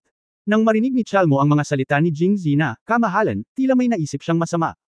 Marahas na pumikit ang talukap ng mata niya, tapos sa sobrang galit ay nahila pa niya ang sugat sa mukha. Inilabas niya ang kanyang mga ngipin sa sakit at sinipsip ang malamig na hangin. Talagang malas si Chalmo sa mga araw na ito, at lahat ng ito ay salamat kay Jingzi. 4 na araw ang nakalipas, pinatay ni Jingzi ang 4 na tao sa malaking tolda, at 5,000 general, kabilang si Chalmo, ang natakot. Kaya't nang itulak ni Jingzi si Charmo sa posisyon ng hari, masayang tinanggap ito ni Charmo, at hinangad din na maging hari at bumalik sa Kaidan upang tanggapin ang pagsamba ng mga tao sa kanlurang Xinjiang. Ngunit nang umalis si Jingzi, doon niya lang napagtanto kung gaano katawa ang kanyang ideya. Ang ibang 9 na general ang unang tumanggi. Hindi lang sila pumayag, sumugod silang 9 at binugbog siya. Kung hindi siya pumayag sa proposal ng iba pang siyam, pakiramdam niya ay nabugbog siya hanggang sa mamatay sa lugar. Tungkol naman sa kanilang panukala, pumunta sila sa Liangzhou upang hulihin si Jingzi. Bagamat may mahusay na kasanayan sa martial arts si Jingzi, hindi niya matatalo ang apat na kamay na manlalaban na may dalawang kamao. Siya lamang ang hindi maaaring maging kalaban ng isang 10,000 weight cavalry regiment. Kung hindi siya sumunod ng masunurin, maghahanda silang patayin ang Liangzhou City na may dugo. Kahit patay na sila, babawiin nila sila, hindi lang para sa kapakanan ni Haring Jin, kundi para magbigay din ng paliwanag sa mga taga-Zhejiang. Siyempre, kung magkakaroon ng bloodbath sa Liangzhou, kung sino ang pumatay ng pinakamaraming tao at may pinakamalaking pagsasamantala sa militar ay siya ang magiging bagong hari. Kaya naman, umaasa ang 10,000 general kabilang si Chalmo na lalabanan ni Jingzi para direkta nilang masaker ang lungsod. Pagkatapos ay mabangis niyang sinabi, pinatay mo ang aming hari, 10,000 general at 2.5 general. Nakagawa ka ng isang karumal-dumal na krimen. Ibabalik ka namin sa Kaidan upang humingi ng tawad sa aming mga tao. Kung matino ka, maaari kang lumabas at sundan kami pabalik. Paano kung hindi mo maintindihan? Haha, pagkatapos ay magpapadugo kami sa Liangzhou at hayaan ang lahat ng mga tao ng Liangzhou na ilibing kasama mo. Namumula ang mga mata ni Charmo, at hiniling niya na si Jingzi ay sumigaw sa kanya kaagad upang maiutos niyang iputok ang mga palaso. Abutin siya hanggang mamatay gamit ang mga random na arrow at pagkatapos ay pangunahan ang mga tropa sa lungsod. Kung mas maraming tao ang kanyang pinapatay, mas malamang na siya ang maging hari. Bagamat ilang minuto lang siyang naging hari, tila nakakaadik ang bagay na ito. Pangarap na niyang maging hari. Sa makatuwid, ang kanyang posisyon ay higit na pasulong kaysa sa iba pang 9,000 general, na tiniyak na siya ang unang sumugod sa lungsod pagkatapos ng pag-ulan ng mga rocket. Tulad ng alam ng lahat, ang posisyon na ito ay ginagawa siyang ganap na nakalantad sa hanay ng pagpatay ng granada. Hindi tulad ng iba na napapalibutan ng mga yaks, kahit na sumabog ang granada, may mga taong makakasama sa pinsala. Alam mo ba kung bakit takot na takot si King Jin sa akin? Sa oras na ito, tinanong ni Jingzi ang kanyang sarili. Oh, hindi ba dahil sa mga kapatid mo? Nang hihinayang sinabi ni Chalmo, ngunit gaano man kalakas ang iyong mga kapatid na babae, maglalakas loob pa rin ba silang tumawid sa disyerto at pumunta sa Kadian upang gumawa ng kaguluhan para sa atin? Paano kung sila kung manggahas ka, hindi na sila babalik? Habang nagsasalita siya, sinasadya ni Chalmo na sumulyap kay Liu Jinghong, na parang kausap niya ito. Si Liu Jinghong ay napakalakas, at siya ay nanalo sa maraming laban sa paglipas ng mga taon, ngunit ang mga nakalaban niya ay mga ordinaryong sundalo sa kanilang kanlurang Xinjiang. Ngayon ay narito na ang lahat ng mabibigat na regimen ng kabalyerya, lalo pa ang mga kabalyeryang Jinghong, kahit ilang malalaking sekta ay hindi magagawa. Maglakas loob na harapin sila ng hayagan. Ngumisi si Jingzi, ang dahilan kung bakit natatakot si Haring Jin sa akin at nangako sa iyo ng napakaraming benepisyo para mahuli ako ay hindi dahil sa kapatid ko, kundi dahil. Habang sinasabi niya iyon, iniunat ni Jingzi ang kanyang kamay at itinuro ang langit, maaari kong dalhin ang kulog mula sa langit papunta sa lupa, at tamaan ang sinumang gusto mo. Ang kulog mula sa langit patungo sa lupa. Saglit na natigilan si Charmo, at saka tumawa. Anong kidlat mula sa langit, napakasarap na tamaan ang sinumang gusto mo. Haha. Sa pangunguna ni Charmo, tila nahawa ang mabigat na regimen ng kabalyero sa likod niya, at lahat sila ay nagtawanan. Matapos tumawa ay bahagyang pinaikit ni Charmo ang kanyang mga mata. Sa sinabi ni Jingzi, wala siyang balak na sumuko. Lihim siyang natuwa sa kanyang puso. Itinaas niya ang kanyang kamay at nakahanda na ang libong mabigat na regimen ng kabalyero sa likod niya. Mga mamamana. Kaagad pagkatapos, ang huling hanay ng mga mamamana ng 1,000 Heavy Cavalry Regiment ay naglagay ng mga arrow sa kanilang mga busog at handang bumaril anumang oras. Sa oras na ito, nanunuya si Chalmo at nagsabi, hindi ba't sinabi mo na maaari kang gumuhit ng kulog mula sa langit patungo sa lupa at tamaan ang sinumang gusto mo? Halika, tagterin mo ako. Sa Chalmo o ang pananaw ng lahat na, kalokohan ang magdala ng kulog mula sa langit patungo sa lupa. Sinabi ni Jingzi na wala itong pinagkaiba sa cerebral palsy, kaya hindi siya maniniwala. Habang nagsasalita siya, isang malamig na liwanag ang lumitaw sa kanyang mga mata, kung hindi mo ako matamaan, huwag mong sisihin ang mga rocket sa likod ko. Nang matapos siyang magsalita, nagsindi ang mga mamamana ng mga palaso na nakasabit sa tarpaulin at itinutok sa pader ng lungsod. Okay, dahil hiniling mo sa akin na tadteren kita, pagkatapos ay tadteren kita. Habang sinasabi niya iyon, iniunat ni Jingzi ang kanyang kamay sa kanyang mga braso. Pagkaraan ng ilang sandali, naglabas siya ng isang hindi kinaugalian na granada. Conventional daw ito dahil ang laki ng granada na ito ay eksaktong kapareho ng mga orihinal, at maaari itong hawakan sa isang kamay. Ito ay sinasabing hindi kinaugalian dahil nagsagawa ng espesyal na pagsasaliksik si Jingzi nitong mga nakaraang araw para alisin ang lahat ng lupa sa seal ng granada. Sa ganitong paraan, kapag ang fuse ay sinindihan upang pasabugan ng pulbura, ang granada ay hindi sisabog dahil sa puwang. Ang apoy na nabuo sa loob ito ay magwiwisik sa kahabaan ng puwang, at kung may mga nasusunog na materyales sa paligid, mabilis itong masusunog. Iyon lang. Bagamat medyo malayo ito sa pader ng lungsod, kitang-kita pa rin ni Chalmo na ang inilabas ni Jingzi ay isang maliit na palayok na kasing laki ng palad. Ano ang silbi ng bagay na ito? Charmo, huwag kang magsalita ng walang kaparikan, mag-ingat ka. May kulog sa banga na ito. May kulog sa garapon, ngunit maaari ring kulog sa iyong pandiya. Haha. Nagbiro ang ilan pang general, at uminit ang kapaligiran. Sa oras na ito, inilabas na ni Jingzi ang patpat, sinindihan ng fuse, at mabilis na inihagis ito pababa. Shi! Ang fuse ay nasunog at gumawa ng isang matalim na tunog, at ito ay nahulog sa hindi kalayuan sa harap ni Chalmo. Bagamat labis na hinamak ito ni Chalmo, nagulat pa rin siya. Charmo, ano yun? Shen Jiang. Nagtatakang tanong sa likod. Ayan na. Umupo si Charmo sa yak at hindi siya makakita ng malinaw, kaya tumalon siya sa likod ng yak at lumapit lang sa granada, nang sumabog ang granada. Dahil walang selyo, hindi talaga ito pumutok, ngunit naglalabas ng apoy na parang firework. Araw. Napakalakas ng granada. Hindi man ito sumabog, napakatindi ng apoy na sinabuyan nito. Nagkataon na nag-spray ito sa paa ni Chalmo, at ang kanyang leather boots ay agad na pumuti dahil sa spray. Ano ba? Kahit na-spray siya, wala siyang naramdamang panganib. Sinipa niya ito at tinamaan ang tumpok ng thatch. Ang pawid ay dahan-daang nasusunog sa ilalim ng pagsabog ng apoy. Wala lang. Naghagis ako ng garapon at nasusunog. Hindi naman niya aakalang kulog yun, diba? Nang matapos magsalita si Charmo ay muling bumusina ang pangungutya sa kanyang likuran. Dahil sa tingin niya na ang pagsisindi sa isang palayok na luad ay isang kulog, ipapakita ko sa kanya kung ano ang tunay na kulog. Mga busog at palaso. Bang! Sumabog ang kulog. Kabanata 717 Pagkasira, ikalawang update, mangyaring iboto ako. Wala nang oras si Charmo para sabihing, maghanda ka sa pagbaril, o di kaya'y sinabi niya ito, ngunit natakpan ito ng mas malakas na boses. Dahil ang higanteng granada na nakabaon sa ilalim ng kanyang mga paa ay nalaglag. Nang masunog ang tumpok ng thatch, mabilis nitong sinindihan ang pine oil sa trench. Ang fuse ng granada ay ibinaon kasama ng pine oil at natural na sumabog. Ayon sa haka-haka ni Jingzi, ang isang higanteng granada ay maaaring magdulot ng pinsala sa hindi bababa sa isang 10 metrong radius at napakalakas. At dahil sabik na mag-ambag si Charmo, mag-isa siyang sumakay ng yak papunta sa harapan, at bumaba pa sa yak. Ito ay katumbas ng nakatayong hubad sa isang higanteng granada, na tinatamasa ang isa ng mag-isa. Kaya't pagkatapos na sumabog ang granada, kahit ang buo niyang katawan ay hindi naiwan. Ang kanyang laman at dugo ay agad na nagkalat sa buong lupa. Hindi nakaligtas ang yak sa kanyang likuran, dahil bukod sa pinsala sa shockwave mula sa pagsabog ng granada, ang mas malaking pinsala ay nagmula sa mga matutulis na piraso ng bakal sa granada.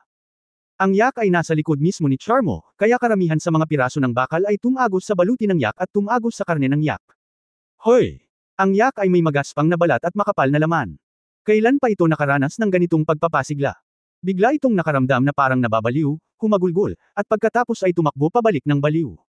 Sa kasamaang palad, napakaraming sugat sa katawan nito at mas damyugo ito. Matapos tumakbo ng ilang hakbang, bumagsak ito. Tahimik na pinanood ng mabibigat na regiment ng kabalyerya sa likod nila ang eksenang ito. Ang mga yak na kanilang sinasakyan ay naging hindi mapakali matapos makita ang kanilang mga kasama na namatay sa trahedya. Nagsimulang manginig ang kawan ng mga yaks. Sa kabutihang palad, hinigpitan ng mga kabalyero ang kanilang mga renda at pinatatag sila. Ito ba ay kulog? Sa oras na ito, may mahinang nagtanong sa karamihan. Hindi, ang langit ay nagmula sa langit, ngunit ang isang ito ay malinaw na tumunog sa lupa. Ito ay itinuturing na isang minahan sa lupa. Ang kapangyarihan ng mga landmine ay hindi gaanong mas malakas kaysa sa kulog sa kalangitan. Pagkasabi nito ay biglang natuwa ang mga tao. Tahimik, napatingin ang lahat sa lugar kung saan nakatayo ngayon si Charmo, at nakita ang isang malaking itim na hukay sa lupa. Matagal nang nawala si Charmo, ngunit may mga dagwang pira-piraso sa lupa, na nakakagulat. Nakakatakot at nakakadiri. Biglang nataranta ang mga mangangabayo sa unahan nang makita ang pagsabog sa Chalmo. How about it, naniniwala ka ba na kaya kung magdulot ng kulog? Nakangiting sabi ni Jingzi. Dahil ang Chalmo Station ay medyo malapit sa pader ng lungsod, isang higanteng granada lamang ang inilibing doon, habang ang iba pang mga granada ay inilibing sa likod, kung saan nakatayo ang taliba. Walang nagsabi. Tapos dadalhin kita sa isa pa. Hindi, maniwala ka, naniniwala kami. 1,000 general ang kumaway sa karamihan at sumigaw. Sa lakas ng Heavy Cavalry Regiment, hindi sila natatakot na harapin ang anumang hukbo, maging ang sekta. Ngunit ang susi ay ang pamamaraan ni Jingzi ay masyadong kakaiba, na hindi pa nila narinig, at ang pagkamatay ni Chalmo ay masyadong malupit. Ang libong general na ito ay natatakot na. Ano ang pinaniniwalaan mo? Tiyak na gumamit siya ng isang uri ng mahika. Mga mamamana, maghanda. Gusto kong makita kung mas malakas ang magic niya o mas malakas ang mga rocket natin. Gaya ng sinabi niya, bukod kay Chalmo kanina, ang mga mamamana sa ilalim ng kanyang pamumuno at ang mga mamamana sa likod ng iba pang libong general ay naglabas din ng kanilang mga busog at nakatutok na mga palaso at naghanda. Halika rito. Itinuro ni Jingzi ang Qianjiang na unang nagsabi ng, maniwala. Ako. Medyo nabahala ang sanlibong general. Karaniwan siyang nagkaroon ng magandang relasyon kay Chalmo. Nang makita ang biglaang pagkamatay ni Chalmo, hindi siya mapakali ng mahabang panahon. Nang ituro ito ni Jingzi, talagang nagmaneho siya ng yak pasulong. Matapos maglakad ng ilang hakbang, ang yak, marahil ay natatakot din sa mga patay na kasama nito sa unahan, ay huminto nang makarating ito sa kanila. Howard Caden. Siya lang ang gustong maging hari. Anong panaginip? Baril natin ang lalaking nagngangalang Jing at pagkatapos ay sumugod sa lungsod. Kung sino ang pumatay ng mas maraming tao ay magiging hari. Ang huling pangungusap ay ganap na nag-apoy. Ipinatawag niya ang ilan pang mga general ng Chen, at pagkatapos sampain ang general ng Chen na pinangalanan ni Jingzi, inutusan niyang iputok ang mga palaso.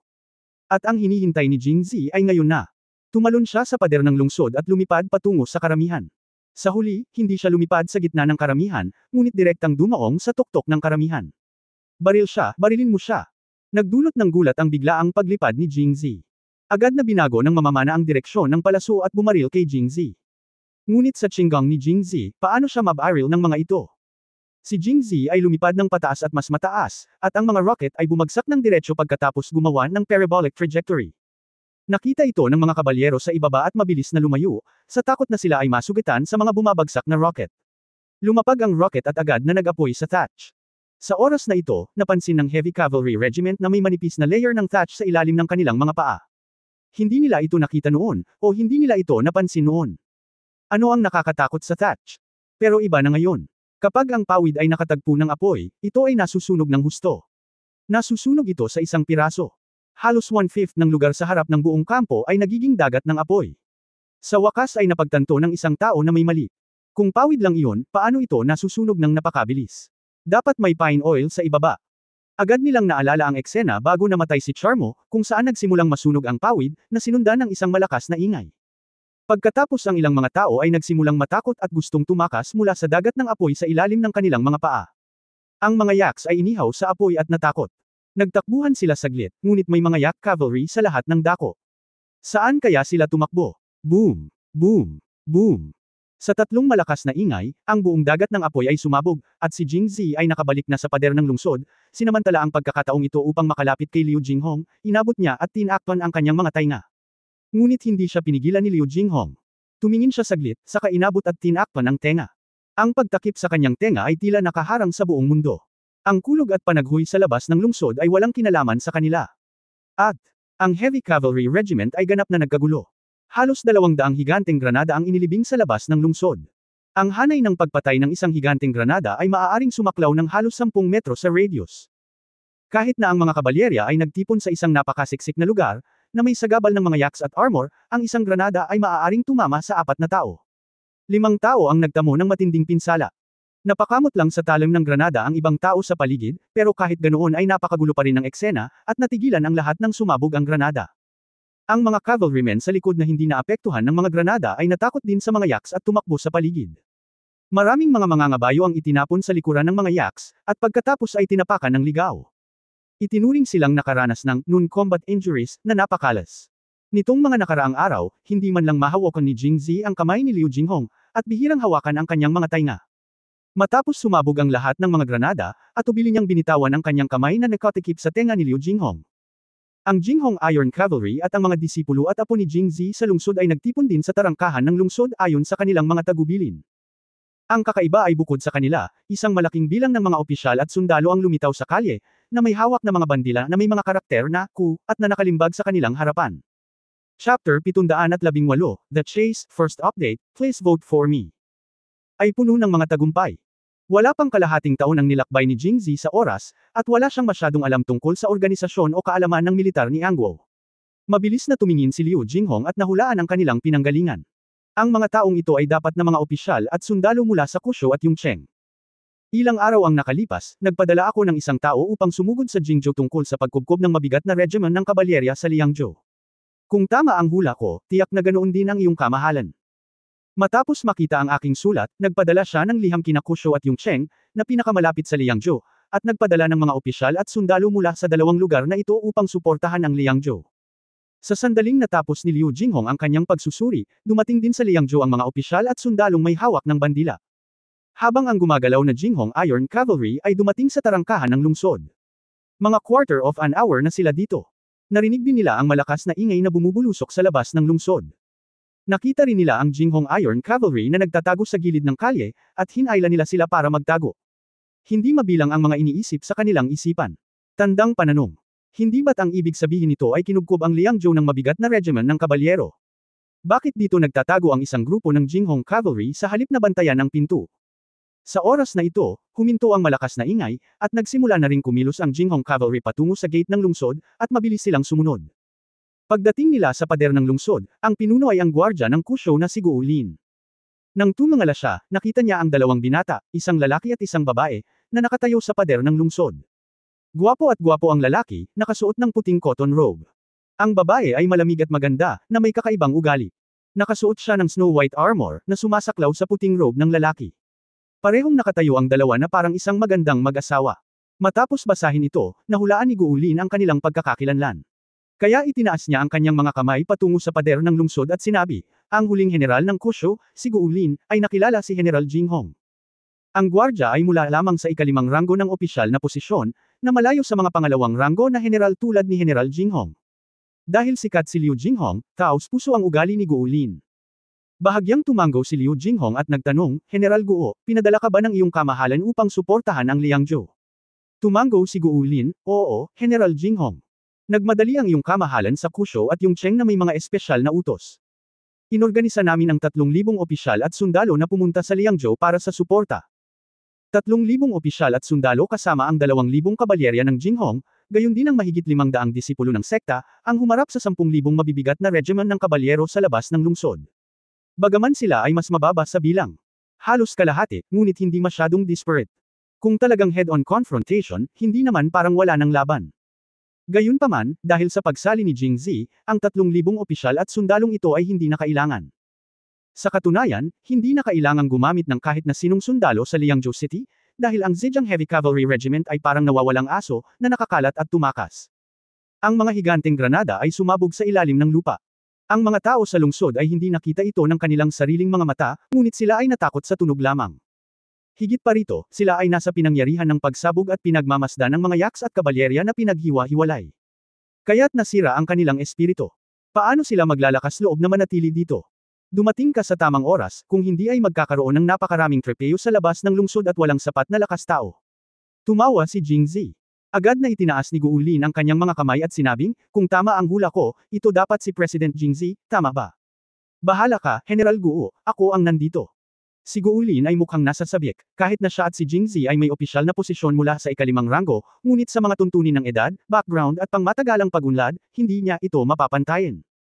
Kahit na siya ay nasa malayo sa Kushou, narinig niya ang pangalan ni Jing Zi, lalo na ang mga pahayagan at pahayagan sa ilalim ng kanyang pangalan, na mga makapangyarihang kasangkapan sa propaganda. Kung maipakita niya ang kanyang mukha dito, sisikat siya agad sa Jingzhou. Siya ay nasa maagang 40 sa taong ito at nais na gumawa ng isa pang hakbang pasulong. Ito ay isang once-in-a-lifetime na pagkakataon. Kaya itinaas niya ang kanyang mga kamay at sinabing, matagal ko nang narinig ang pangalan ni Pangulong Jing. Nang makita ko ito ngayon, talagang karapat-dapat ito. Kasalukuyan akong naghihintay ng mga utos sa ilalim ng lungsod na may 3,000 opisyal at sundalo.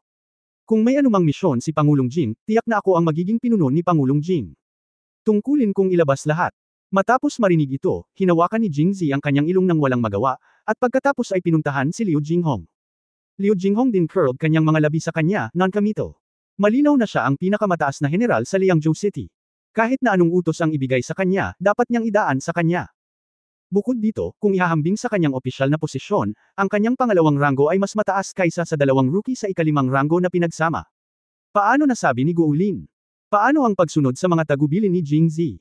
Siyempre, hindi inisip ni Liu Jinghong na magiging sobrang tanga si Guo Lin. Ang dahilan ay tiyak na purihin si Jing Zi. At hindi man lang siya nagalit dahil hindi direktang ipinakita nito kung gaano kataas ang prestihiyo ng kanyang kapatid ngayon. Sinubukan ng Gwardya General ng lungsod ang lahat ng paraan upang pasayahin siya noong una niya itong makilala, na sapat na upang ipakita ang tagumpay ni Jing Zi. Kaya in the end, I just curled my lips at hindi na nagsalita pa. Naunawaan at alam ni Jing Zi na binigyan siya ni Liu Jinghong ng karapatang magsalita. Siya ay nagpapasalamat sa kanyang puso, ngunit nakangiting sinabi, ang mga salita ni General Guo ay seryoso, paano mo magagawa ang lahat para sa akin? Dapat mong gawin ito para sa kanyang kamahalan, para sa kapakanan ng Angguo, para sa kapakanan ng Liangzhou, at para sa kapakanan ng mga tao ng Liangzhou, dapat tayong maging lahat. Paulit-ulit na tumango si Guo Lin, tama si President Jing. Gayunpaman, hindi magiging madali para kay General Guo na magkaroon ng ganitong intensyon. Kapag isinulat ni Jojo ang tungkol sa digmaan sa Liangzhou sa pahayagan, tiyak na isusulat ko ang mga gawa ni General Guo. Ang pagiging magalang sa wala ay pagiging traidor o magnanakaw. Sinubukan ni Guo Lin na pasayahin ang sarili sa sandaling magkita sila, para lang sa kadahilanang ito. Si Jingzi ay hindi maramo at direktang nangako. Tuwang-tuwang itinaas ni Guo Lin ang kanyang mga kamay at tumayo. Sa oras na ito, seryosong sinabi ni Jingzi sa Jinghong Iron Cavalry, sa kanyang mga alagad, sa kanyang mga disipulo, at sa mga opisyal at sundalo na dinala ni Guo Lin sa ilalim ng pader ng lungsod, ang Zhejiang Heavy Cavalry Regiment sa labas ng lungsod ay natalo. Oras na para ituloy ang tagumpay at sakupin ang isang alon ng pagnakawan. Ang mga mabibigat na kabalyerya ng Yaks ay parehong mahusay na mga armor at ang mga hukbo ng Yaks sa labas ng lungsod. Yaks. Kung papatayin mo sila, maaari mong kainin ang kanilang mga karne, at ang kanilang mga balat ay maaaring gamitin upang gumawa ng mga damit na balahibo upang maiwasan ang lamig, maaari mong araruhin ang lupa. Nagutos si Jingzi at bumukas ang gate ng lungsod. Nakakamangha pa rin ang eksena sa harap ng lahat. Ang orihinal na patag na lupain sa labas ng lungsod ay napuno na ngayon ng malalaking, madilim na hukay. Sa paligid ng mga hukay, ang mga bangkay ng mga Yaks at mga kabalyerya ay nakakalat sa lupa, na may mga ilog ng dugo na umaagos mula sa kanila. Masyadong nakakakilabot tingnan. Maraming mga cavalrymen na nasa militar ang hindi pa nakakita ng ganitong kaunos-lunos na eksena, at mas lalo silang na-curious sa mga pagsabog ng ingay sa labas ng lungsod ngayon at kung ano ang nangyari. Ang mga cavalrymen na lumahok sa paggawa ng mga granada ay malamang na nahulaan na ang malalaking garapon ng alak ang susi sa pagtataboy sa mabibigat na regiment ng kabalyero, dahil ang malalaking black hole ay kung saan nila inilibing ang mga garapon ng alak. Gayunpaman, wala silang panahon para mag-isip ng husto sa oras na ito. Sa pagtingin sa mabibigat na regiment ng mga kabalyero na nakakalat sa iba't ibang direksyon, lahat sila ay muling natuwa, kung hindi natin sila hahabulin ngayon, paano natin sila hahabulin? Patayin! Sigaw ng nangungunang kabalyerya, at pagkatapos ay hinabol ng isang pangkat ng libu-libong kabalyerya ng Jinghong at mga opisyal at sundalo ang tumatakas na mabibigat na regiment ng kabalyero.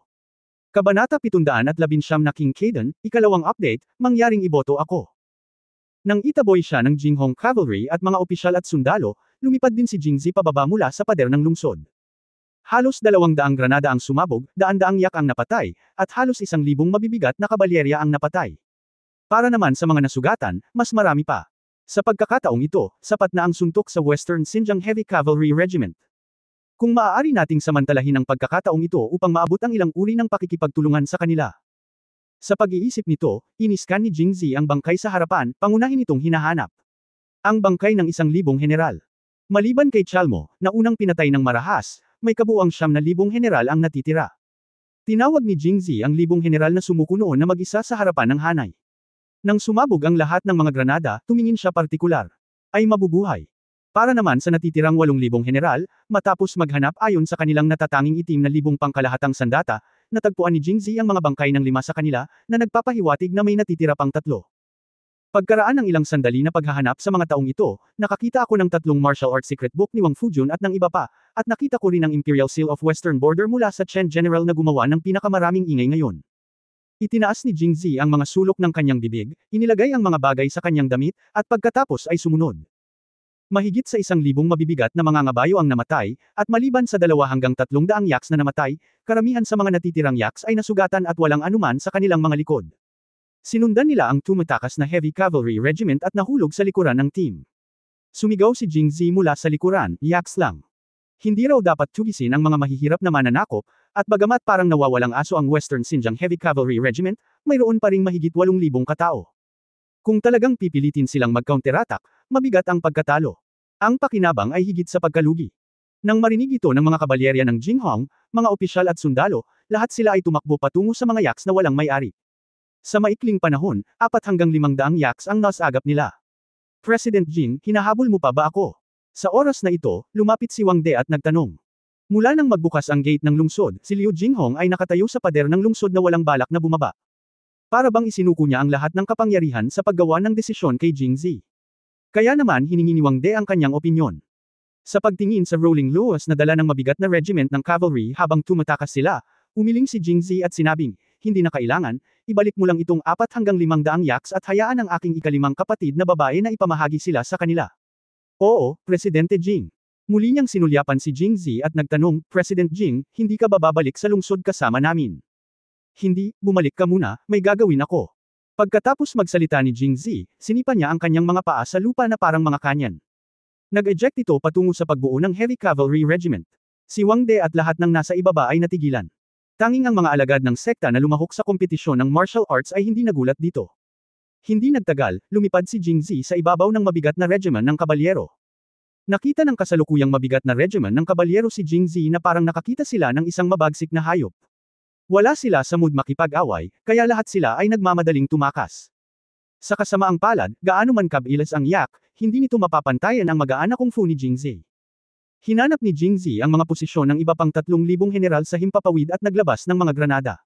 Mag-apoy, maghangad, projectile. Mag-apoy, maghangad, projectile. Mag-apoy, maghangad, magtapon.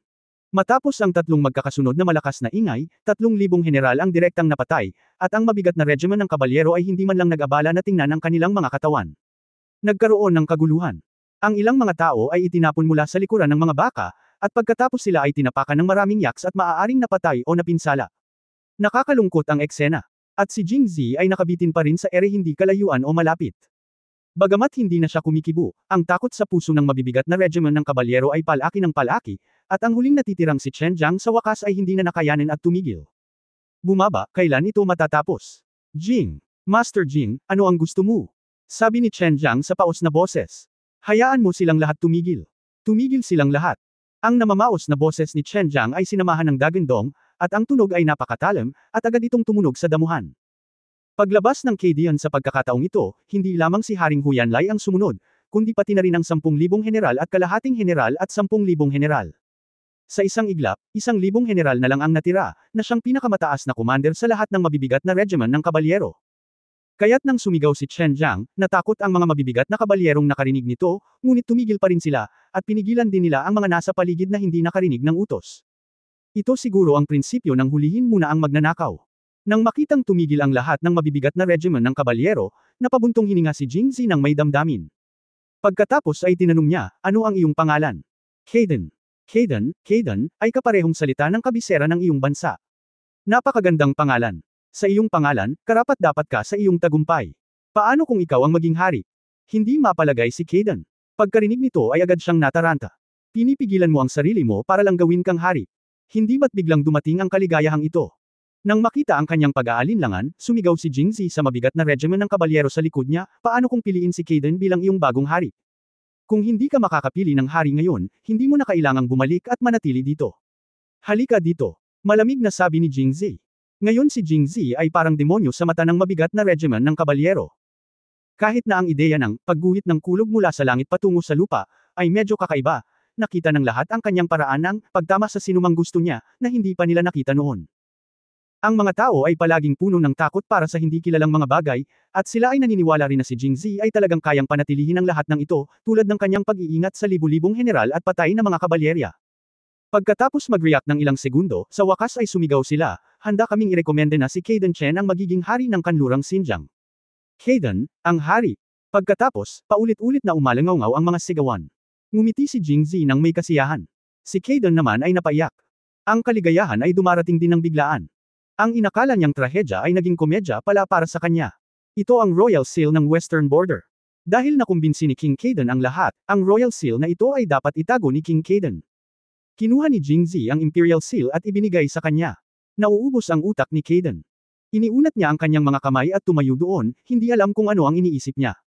Ang kasalukuyang sitwasyon sa Kaden ay ibang-iba sa sitwasyon sa Chalmo noong panahong iyon.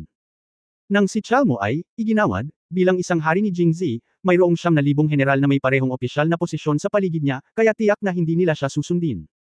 Ngayon, maliban kay Kaden, ang natitirang 9,000 general ay pinatay lahat ni Jing Zi upang matiyak ang katatagan ng trono ni Kaden. At dahil si Kaden, kahit 1,000 general, ang pinakamataas na pinuno ng Heavy Cavalry Regiment, sinunod pa rin siya ng natitirang kabalyero. Sa makatuwid, makatwiran at makatuwirang ihalal siya bilang hari. Ito. Kinuha ni Kaden ang Imperial Seal, at ang kanyang buong estado at pagkakakilanlan ay tila nagbago, at sinubukan niyang gamitin ang kanyang bagong pagkakakilanlan para makipag-usap kay Jing Zi, Master Jing, mayroon ba akong matutulungan kita? Sa iyo. Chapter 720 Negotiation, First Update, please vote for me. Kaden ay hindi tanga. At least hindi siya masyadong tanga, kung hindi, hindi siya magiging general. Pagkatapos niyang kumalma, pinag-aralan niya na dapat may motibo si Jingzi para tulungan siya ng ganito. Talagang matalino si King Kaden. Nakangiting sinabi ni Jingzi, handa akong makipagtulungan sa matatalinong tao. Ang libu-libong namatay na general, lalo na si Chalmo, ay mas matalino sa kanya, kaya bakit hindi sila nakipagtulungan sa kanya? Siyempre, hindi niya sasabihin ito. Pumunta ka upang arestuhin ako dahil inutusan ka ng hari ng Jin na pumunta sa digmaan sa oras na ito at nangako sa iyo ng pagkain at mga damit na bulak. Tumango si Kaden pagkatapos marinig ito at nag-isip na sinabi, Mr. Jing, gusto ba niyang mag-away tayo? Haring Jin. Pagkasabi nito ay mukha siyang nag-aalala. Bagamat hindi pa siya naging hari, alam din niya na si Haring Jin ay ang nakababatang kapatid ni Emperor An. Ang pambubugbog sa kanya ay hindi katulad ng pagkatalo kay Liangzhou. Napakahirap. Tila nakikita ni Jingzi ang kanyang mga alalahanin, nakangiting sinabi ni Jingzi, matagal nang may iba't ibang intensyon ng hari ng Jin at may balak na magrebelde. May ideya din ang ating kamahalan na alisin siya sa lalong madaling panahon, ngunit hindi pa ito na ipapatupad, kaya hindi mo kailangang mag-alala na ang pagbugbog sa kanya ay magdudulot ng kaguluhan sa Angwo at Zhejiang. Isang ganap na digmaan. Tumango si Kaden at nakahinga ng maluwag. Ang Heavy Cavalry Regiment ay dumanas ng mabibigat na casualty sa pagkakataong ito at kailangang magpagaling sa loob ng ilang panahon. At naging hari lang siya. Maraming mga tribo sa Western Xinjiang ang tiyak na hindi magiging tapat, kaya kailangan niyang gumastos ng maraming enerhiya upang harapin ang mga domestic affairs sa Western Xinjiang. I-secure ang trono. Tiyak na pinakamainam na huwag magsimula ng digmaan sa Angwo sa oras na ito. Kaya't mariing sinabi niya, Mr. Jing, ipinapangako ko sa iyo na babalik ako sa Kaden upang magpahinga sandali, at pagkatapos ay dadalhin ng mabibigat na regiment ng kabalyero sa Jingxi upang ipaghiganti si Mr. Jing. Naiintindihan pa rin ni Kaden sa kanyang puso na ang kanyang trono ay ibinigay kay Jingzi. Oo, maaari itong ibigay sa kanya o sa iba. Para kay Jingzi, kahit ang lahat ng mabibigat na kabalyero ay wala ng intensyon na lumaban. Not to mention Kaden himself. Ilang araw na ang nakalipas, nasaksihan niya ng sarili niyang mga mata ang dumadagandong na paraan ni Jingzi sa pagpatay sa 4 na magkakasunod na tao sa tent. Napakataas ng kanyang antas na hindi maarok. At ngayon ginamit niya muli ang kulog mula sa langit hanggang lupa. Hanggat siya ay isang normal na tao, hindi siya maaaring magkaroon ng anumang iba pang mga saloobin ng pagtutol. Ngumiti si Jingzi at ikanaway ang kanyang kamay, hindi na kailangan. Ngunit dahil sinsero si Haring Kaden, maaari rin siyang kumilos sa isang dula kasama ako. Tungkol sa nilalaman ng dula. Kaya, sinabi sa kanya ni Jingzi na naisip na niya ito sinabi ko kay Kaden ang lahat ng aking mga ideya. Pagkarinig ni Kaden nito, nabigla siya. Siyempre, si Haring Kaden ay hindi kailangang mag-alala tungkol sa mga panganib ng paggawa nito. Hanggat ito ay tapos na, babayaran ko ang Zhejiang. Hindi ba ang Zhejiang ay kapos sa pagkain, mga gulay, mga damit na bulak at iba pang pang-araw-araw na pangangailangan? Matapos ang usapin ay maayos, Zhejiang ay hindi na magkakaroon ng kakulangan sa mga ito, at hindi na kailangang makipaglaban para makuha ang mga ito. Sa oras na iyon, maaari akong mag-apply sa Andi upang buksan ang mga gate ng lungsod sa Jingxi, Liangzhou at iba pang mga lungsod na konektado sa Western Xinjiang. Available ang pine oil, beef, mutton, at cotton sa Western Xinjiang.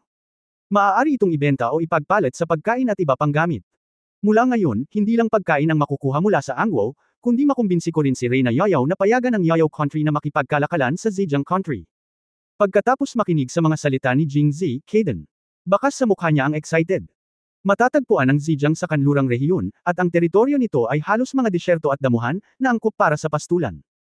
Ang natitirang lupang sinasaka ay hindi angkop para sa pagtatanim ng iba pang mga pananim maliban sa bulak dahil sa klima at liwanag na kondisyon. Ito rin ang dahilan kung bakit laging kapos sa pagkain ng Zhejiang Kingdom. Taon-taon, kailangan itong humingi ng pagkain mula sa Yayaw Kingdom upang matiyak ang pangangailangan ng pagkain ng royal family at ng mga tao sa Kaden City, ang kabisera ng Zhejiang Kingdom. Ngunit ang ibang mga tribo at tao sa lungsod ay hindi gaanong pinalad. Hindi sila makakain ng maraming pagkain sa buong taon, at palaging may araw na mapapagod silang kumain lamang ng karne ng baka at tupa. Sa makatuwid, ang sitwasyon sa Zhejiang ay hindi matatag, at ang mga pangunahing tribo ay palaging nais na kunin ang hari sa halip. Noong unang naging hari si Kaden, marami siyang panloob na alalahanin na dapat lutisin, ngunit kung makapagdala siya ng tuloy-tuloy na daloy ng pagkain sa kanlurang Xinjiang, naniniwala siya na walang magtatanong sa kanya muli, at ang kanyang posisyon bilang hari ay magiging mas ligtas. Sa pag-iisip nito, lalo pang natuwa si Kaden, ngunit pagkatapos ng pananibik, huminahon siya at nagtanong, Master Jing, gusto kong itanong, paano mo matitiyak na ang iyong sinabi ay maipapatupad? Sa ngayon, sinabi ni Kaden kay Jingzhe ang pangunawa ko ay napakalakas pa rin ng kapatid ko, napakalakas din ako, at kaya kong, gumuhit ng kulog, ngunit para sa mutual na negosyo at kalakalan, kailangan ko ang pahintulot ni Emperor An. May kikinig ba si Emperor An sa kanya? Tumawa ng malakas si Jingzhe, huwag kang mag-alala, ako ang pinuno ng martial arts ng Angwo, at lahat ng sekta ng Angwo ay sumusunod sa akin. Kung hindi, sa palagay mo ba kung bakit ako gustong arestuhin ni Haring Jin, ngunit hindi siya nang ahas na gawin ito sa kanyang sarili? Kaden said in his heart shocked, napag-alitan niya si King Jin ng hindi mabilang na beses. Ang asong ito, hindi katakatakang nangako siya ng napakaraming benepisyo at talagang pinatay ang kanilang hari at mga general. Wala talaga siyang magandang intensyon. Gayunpaman, ang isa na higit na nakinabang ay ang kanyang sarili. At nagpatuloy si Jingzhe, syempre, ang isang maliit na titulo tulad ng pinuno ng alyansa ng martial arts ay talagang hindi dapat banggitin. Ako ang presidente ng The News Agency mula sa ikalimang ranggo. Bagamat ang aking opisyal na posisyon ay hindi mataas, ang kanyang kamahalan ay ang tanging isa sa Angwo na maaaring direktang mag-utos sa akin, at ang kanyang kamahalan ay nagbigay din sa akin ng espada ng emperador at ang gintong medalya, kaya may karapatan akong gumawa ng mga desisyon sa labas. Habang sinabi niya iyon, kinuha ni Jingzhe ang Emperor's Sword at ang gintong medalya. Inilabas ang mga gintong medalya at iwinagayway sa harap ni Kaden. Talagang kumbinsido si Kaden sa pagkakataong ito. Kung isa lamang siyang pinuno ng martial arts, talagang napakakapangyarihan niya, ngunit ang sekta ni Angwo at ang korte ng imperial ay hindi magkasalungat sa isa't isa. Imposible para kay Jingzhe na maimpluwensyahan ang paggawa ng desisyon ng Imperial Court bilang pinuno ng martial arts. Ngunit ang pangulo na direktang nakipag-ugnayan kay Andy ay napakalakas, at mayroon din siyang Emperor's Sword at ang gintong medalya upang patunayan na si Jingzhe ay talagang makakapagsulong ng mga usapin sa Zhejiang at Angwo. Labis na natukso si Kaden. Hindi mo kailangang mag-alala na magsisinungaling ako sa iyo. Ang sinabi ko lang sa iyo ay hindi mangyayari hanggang matapos ang bagong taon sa pinakamaaga. Maaari mong samantalahin ang panahong ito upang magpadala ng isang tao sa Angwo upang magtanong tungkol sa aking mga gawa, at pagkatapos ay malalaman mo kung ito ay totoo o hindi. Pagkaraang marinig ito, paulit-ulit na ikinaway ni Dan ang kanyang mga kamay at sinabing may paghingi ng tawad, nasaktan ako ni Pangulong Jing. Palagi akong naniniwala sa sinabi ni Pangulong Jing, kaya bakit ako magpapadala ng isang tao upang mag-imbestiga? Habang sinasabi niya ito, handa si Kaden sa kanyang puso. Nagpa siya akong magpadala ng isang tao upang mag-imbestiga kapag nakabalik ako. Napakasaya ng pag-uusap ng dalawa hanggang sa puntong ito. Pareho nilang nakuha ang kailangan nila at pareho silang nag-enjoy. Sa oras na ito, nag-isip sandali si Kaden at sinabing nagtataka, nangako si Pangulong Jing sa akin ng napakaraming benepisyo. Ngunit ang mga bagay na kailangan kong gawin ay talagang hindi mahirap para sa akin. Si Pangulong Jing ay naniniwala sa akin. Ngayon ang sitwasyon ay malakas si Jingzhe at mahina si Kaden. Gustong patayin ni Jingzhe si Kaden, ngunit madali lang. Kaya kahit ano pa ang imungkahi ni Jingzhe, papayag si Kaden.